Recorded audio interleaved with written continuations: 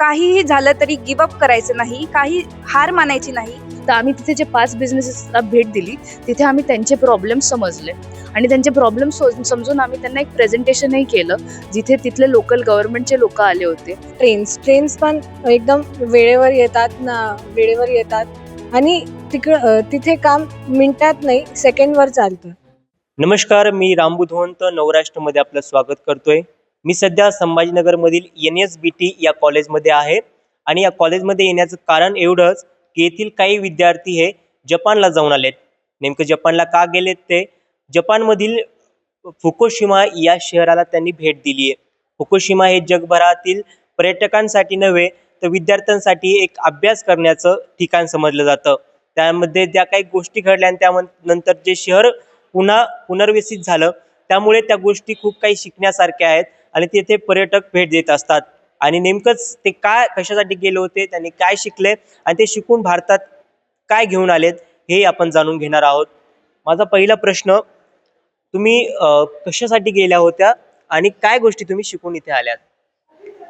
आम्ही 2011चं जे डिझास्टर झालं, अर्थक्वेक, सुनामी आणि न्यूक्लिअर डिझास्टर, त्याच्यानंतर तिथे लोकांनी पुनर्जीवन कसं लोकांचं झालं, तिथे त्यांनी पुनर्निर्माण कसं केलं, इन्फ्रास्ट्रक्चर, त्यांचे फॅमिलीज, त्यांचं जीवन सगळंच हे शिकायला गेलो होतो. तिथे काही कंपनीजला आम्ही व्हिजिट केली. 5 कंपनीजला आम्ही भेट दिली.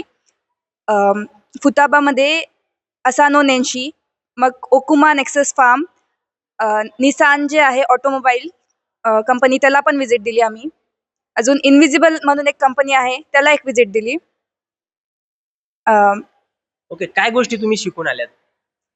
आम्ही तिथले लोकांचं हे ॲटिट्यूड की काहीही झालं तरी गिव्ह अप करायचं नाही, काही हार मानायची नाही, नव्याने आपण जीवन सुरू करायचं, हा त्यांचा जो ॲटिट्यूड आहे तो आमच्या जीवनावर नेहमीच एक छाप पाडून गेला आहे. परत तिथे लोकांनी त्यांचा पंक्च्युअलनेस, म्हणजे ते टाईमवर कसे येतात, ते आम्ही तिथे शिकलो आहेत. अजून तिथलं कल्चरल ॲस्पेक्ट, तिथे आम्ही दारुमाईची नावाचं एक फेस्टिवल अटेंड केलं. तिथे आम्ही मसाला चहा आणि करी विकली. तिथे आमचा इंडियन स्टॉल आम्ही ठेवला होता. तिथे कल्चरल ॲस्पेक्ट शिकलो. या सगळ्या गोष्टी आम्ही तिथे शिकल्या. विद्यार्थ्यांसह तुम्ही सुद्धा तिथे गेल्या होत्या विद्यार्थ्यांना घेऊन. तर नेमकं विद्यार्थ्यांनी तिथे काय केलंय आणि किती कालावधी तुम्ही जपानच्या त्या शहरामध्ये राहिला आहात आणि सध्या त्या जपानच्या शहराची परिस्थिती काय आहे? आम्ही जपानला गेलो होतो. एक फुताबामध्ये कंपनी आहे F-ATRAS, Futaba association for tourism and research. त्यांच्यासोबत आम्ही गेलो होतो आणि जपानच्या एका government agency Fukushima innovation coast framework यांनी आमच्या विद्यार्थ्यांना स्पॉन्सरशिप दिली होती. त्यामुळे आम्ही जवळपास 1 महिनाभर तिथे राहिलो. फुकुशिमा हा जो प्रदेश आहे त्या ठिकाणी 4 टाउन्समध्ये आम्ही गेलो होतो. फुताबा, ओकुमा, नामिए आणि तोमिओका या 4 ठिकाणी हे फुकुशिमा दाईची न्यूक्लिअर पॉवर प्लांट असल्यामुळे खूप मोठा एक डिझास्टर झाला होता, ज्याला ट्रिपल न्यूक्लिअर डिझास्टर किंवा ट्रिपल डिझास्टर असं म्हटलं जातं.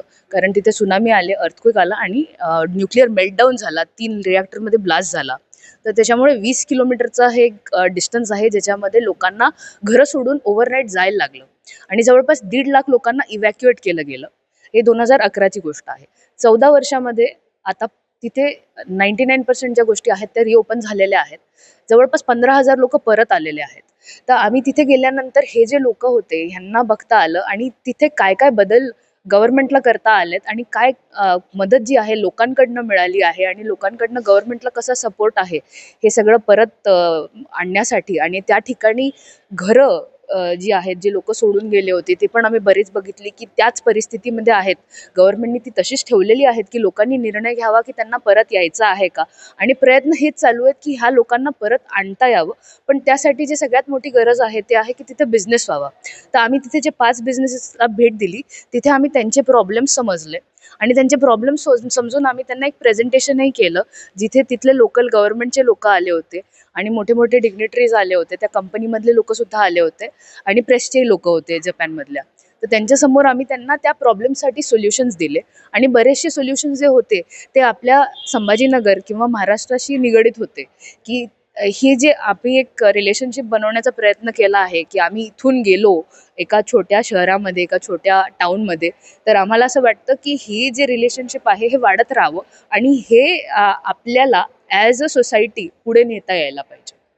अ, तू एक पण गेली होती, तर एक विद्यार्थी म्हणून काय गोष्टी तू तिथून शिकून आली आहे आणि नेमक्या अभ्यासक्रमासोबतच त्या गोष्टी आपत्ती व्यवस्थापन असो किंवा मग तेथील शिस्त असो, या गोष्टी गोष्टी किती इम्पॉर्टंट आहे असं तुला वाटतं, ज्या आपल्या अभ्यासक्रमात यायला हव्यात असं तुझं मत आहे? आपल्या सगळ्यांना माहिती आहे की जपान एक शिस्तप्रिय देश आहे. मग आम्ही हे सगळं स्वतः अनुभवलं की म्हणजे फॉर एक्झाम्पल ट्रेन्स पण एकदम वेळेवर येतात आणि तिथे काम मिनिटात नाही सेकंडवर चालतं. आणि जे पण लोक आहेत तिथं खूप जास्त हॉस्पिटेबल आहे. त्यांनी आमचं खूप ख्याल लक्ष दिलं आमच्यावर. आणि एक गोष्ट होती की आम्हाला तिथं असं वेगळं नाही वाटलं की आम्ही दुसऱ्या देशात आहे की आम्ही भारतातून आले, आम्हाला काही वेगळं वाटेल असं वाटलंच नाही. आणि ते जे लोक आहेत त्यांनी स्वतःहून आम्हाला मदत केली. म्हणजे एक असतं की आपल्याला वाटतंय की त्यांची लँग्वेज दुसरी आहे, ते दुसरे लोक आपल्याला ते काय विचार करत असतील आपल्या मध्ये. पण ते स्वतःहून म्हणजे आम्हाला काही बिना बिना बोले त्यांनी आम्हाला समजून घेतलं विदाऊट एनी लँग्वेज बॅरियर. आणि हे एक आहे की आपण ही गोष्ट आपल्यामध्ये इन्स्टिल करावी आपण आणि लोकांची मदत करावी. नक्कीच। अभी उधर गए थे, तो क्या सीख के आए हो आप? और इम्पोर्टेंट ये बात है कि जापान में जो भी वो शहर है, फुकुशिमा शहर है, उसका भी क्या हाल है? तो जब हमें ये शहर के बारे में बताया गया था और वहाँ पे जो ट्रिपल डिज़ास्टर हुआ था, तो हमें लगा था कि जिस लेवल की डेवलपमेंट वहाँ पे होनी चाहिए, हमें इतना आइडिया नहीं था कि इतना डेवलप्ड हो जाएगा, क्योंकि इतनी चीज़ें फेस करना, इतने हार्डशिप्स और डिफ़िकल्ट सिचुएशन से उभर के आना। एंड हमने जब वहाँ पे जाके जो कंपनीज एस्टैब्लिश्ड है, जिस लेवल की इंडस्ट्रीज एस्टैब्लिश्ड है, वो देख के हम बहुत हैरान हो गए थे, बिकॉज वो छोटे लेवल पे नहीं था, बहुत हाई लेवल पे एस्टैब्लिश थे। एंड द वे वहाँ पे पीपल ने अडाप्ट करना शुरू किया कि हाँ, उनके लिए वो चीज़ हो गई, बट अब उन्हें वो चीज़ से आगे बढ़ना है। तो रेजिलेंस हमने बहुत इंपॉर्टेंट चीज़ सीखी कि डिफ़िकल्ट सिचुएशन से कैसे इजीली ऊपर बढ़ के आना, प्लस डिसिप्लिन वहाँ पे बहुत ज़्यादा है। एंड ये मैं कहूँगा कि उनके लिए बहुत बड़ी चीज़ है, बिकॉज जो हर चीज़ में डिसिप्लिन फॉलो करते हैं, टाइम एडहर करते हैं, समय के बहुत पक्के हैं वो लोग, और जो काम उन्होंने निश्चित किया है कि हाँ ये करना है, वो उसी प्रकार से करके रहते हैं। तो ये हम माझा शेवटचा प्रश्न आहे की त्या शहरामध्ये जे काही घटना घडल्या होत्या, ज्या भूकंप असो, सुनामी असो किंवा न्यूक्लियर बॉम्बचं ते जे काही घटना घडली होती, त्यानंतर जे शहर उद्ध्वस्त झालं होतं, ते त्याच वेगाने पुन्हा तिथे निर्वासित झाले. नेमकं यामागची कारणं काय आहेत? आणि तू तिथे बघितलं तर तुला काय वाटलं की ते शहरात कशा प्रकारे त्या गोष्टी सगळ्या घडत गेल्या असतील? या सगळ्या मागचं मेन कारण जे आहे ते तिथले लोक आहेत. त्या तिथल्या लोकांना त्यांचं गाव सोडायचं नव्हतं, त्यांचं घर सोडायचं नव्हतं. खूप लोकांना तिथे त्यांचे घर वाहून गेले सुनामीमध्ये. त्यांचे घर वाहून गेले, सगळं त्यांचं उद्ध्वस्त झालं आयुष्य, तरी पण ते वापस आले. खूप तिथे काही इव्हॅक्युएशन तिथं होतं, तर त्यांना त्याच्यामध्ये जावं लागलं. आणि जशा इव्हॅक्युएशन ऑर्डर्स लिफ्ट झाल्या, म्हणजे त्यांना त्यांना जर त्यांना परमिशन मिळाली की ते त्यांच्या गावामध्ये वापस येऊ शकतात, तसेच लोकांनी वापस त्यांच्या गावाकडे धावा घेतला आणि तिथे त्यांनी नव्याने त्यांचं घर बांधायला, त्यांचे पोटा पाण्याची त्यांची सोय करायला आपण म्हणू शकतो, त्यांनी सुरुवात केली. तिथे लोकांनी एकत्र येऊन नवीन कंपनीज बांधल्या, ज्या ठिकाणी काहीच म्हणजे जवळपास हजारोंमध्ये ज्या गावांची लोकसंख्या होती, तिथे काहीच लोक नव्हते. जे डिझास्टर झालं त्यानंतर तिथे जवळपास 180 एवढी कमी लोकसंख्या असून तिथे असानो नेन्शी सारखे मोठे मोठे कंपनीज बांधण्यात आले. त्या सगळ्यांमध्ये मागे तिथले लोक हे जबाबदार आहेत. त्यांचं तिथलं गावाबद्दलचं प्रेम, तिथल्या घराबद्दलचं प्रेम हे तिथे जबाबदार आहे. आणि मला हेच वाटतं की त्या लोकांनी जर ठरवलं नसतं, त्यांची एकनिष्ठता जर नसती, त्यांचं जर इतकं प्रेम नसतं त्यांच्या घराबद्दल, त्यांच्या गावाबद्दल, तर हे होऊ शकलं नसतं. तर ते एक रिझन आहे त्यांचं वापस गाव इस्टॅब्लिश होण्यामागे. आपण इतर देशात जातो तेव्हा आपल्याला दिसतं की तिथे ती शिस्तबद्ध प्रणाली आहे किंवा त्यानंतर टेक्नॉलॉजी आहे आणि वेगवेगळ्या गोष्टी ज्या तिथल्या अभ्यासक्रमात सुद्धा लहानपणीपासून त्या विद्यार्थ्यांना शिकवल्या जातात. त्याच गोष्टी कुठे ना कुठे भारतामध्ये कमी पडतायत. आपल्याला अभ्यासक्रमात आपत्ती व्यवस्थापन असो किंवा इतर ज्या गोष्टी आहेत त्या शिकवायला हव्यात असं वाटतं का? मला असं वाटत नाही की आपण कमी पडतोय. मला असं वाटतं की आपल्याकडे ह्या गोष्टी सहसा होत नाहीत म्हणून आपण त्याला तेवढं सिरियसली घेत नाही. आपत्ती व्यवस्थापन हे बऱ्याच शाळांमध्ये आणि बऱ्याच अभ्यासक्रमात आहे. पण आपल्याकडे कारण असे डिझास्टर्स होत नाहीत. जसं जपान एक देश आहे जो एक आयलंड आहे. आयलंड असल्यामुळे तिथे अर्थक्वेक्स हे खूप कॉमन आहेत. त्सुनामी खूप कॉमन आहे. आता गेल्या 2-3 दिवसामध्ये सुद्धा एक खूप मोठी वॉर्निंग आलेली आहे आणि व्हॉल्केनो पण आहेत त्यांच्याकडे. तर एवढं सगळं असल्यामुळे तिथे आपत्ती नेहमी येते म्हणून तिथे त्यांच्याकडे जास्त गरज आहे. आपल्याकडे थोडी कमी गरज आहे. पण तरी ते खूप महत्त्वाचं आहे आणि प्रत्येकाला अभ्यासक्रमावरती किंवा शाळेवरती डिपेंडंट न राहता स्वतः एक डिस्कशन करणं गरजेचं आहे घरी. कारण आम्ही जेव्हा तिथे गेलो होतो तेव्हा आम्ही बऱ्याच लोकांशी बोललो आणि तिथे आम्ही एक गृहस्थ आहेत नोरियो किमुरा, जे स्वतः ह्या ट्रिपल डिझास्टरमध्ये त्यांनी त्यांच्या वडिलांना, त्यांच्या पत्नीला आणि त्यांच्या 7 वर्षाच्या मुलीला गमावलं. तर ते आमच्याशी बोलले आणि त्यांनी आम्हाला एकच गोष्ट सांगितली की तुम्ही जेव्हा घरी जाल, जरी तुमच्याकडे अशा आपत्ती होत नसतील, जरी तुम्ही चांगल्या एका सेफ एरियामध्ये राहत असाल, तरी पण तुमच्या घरच्यांशी बोला की आपत्ती समजा झाली तर काय कराल. तर एक पर्सनल लेवलवरती आपत्ती व्यवस्थापन कसं करावं आणि ह्याबद्दल एक चर्चा कशी करावी.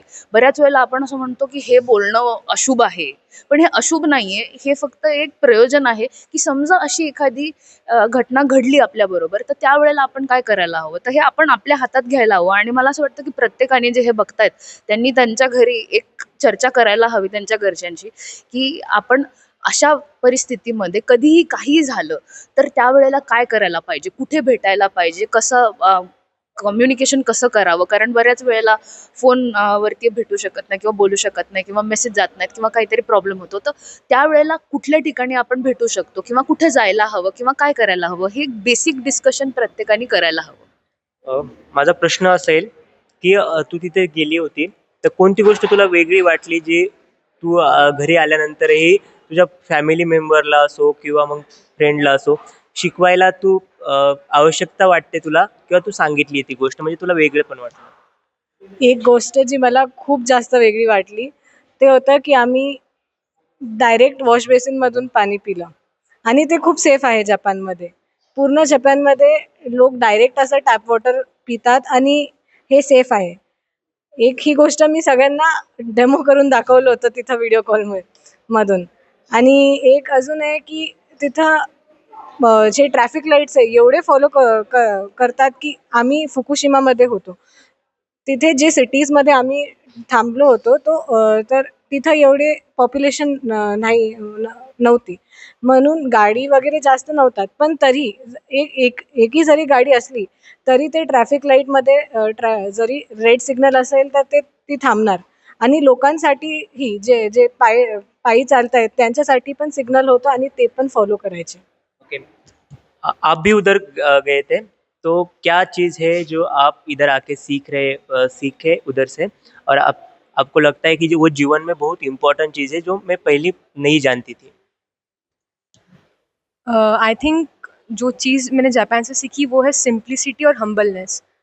जापान में हम जब भी कहीं जाते थे, भले ही वो सुपरमार्केट हो या फिर कोई भी दुकान हो, तो हम जब सामान लेते थे तो जो जो बिल करते थे वो हमें 5 बार 6 बार थैंक यू बोलते थे, भले हमने बहुत कम रुपए का सामान लिया हो.